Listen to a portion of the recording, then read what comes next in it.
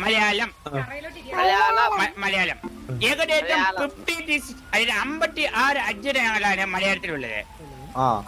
അറിയപ്പെടുന്നതും അറിയപ്പെടാത്തതുമായ 56 അക്ഷരങ്ങൾ മലയാളത്തിലുണ്ട്. 56 അക്ഷരങ്ങളുണ്ട്. എത്ര അക്ഷരങ്ങളുണ്ട് മലയാളത്തിൽ?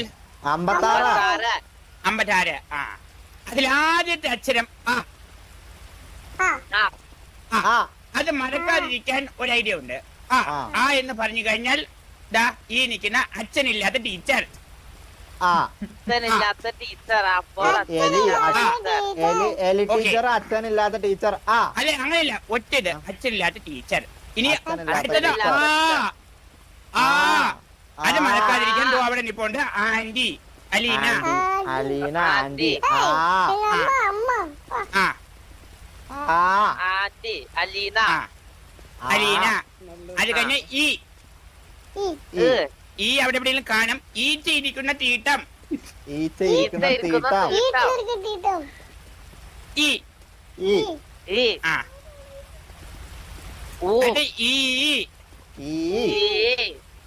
ഇഞ്ചി മിഠായി.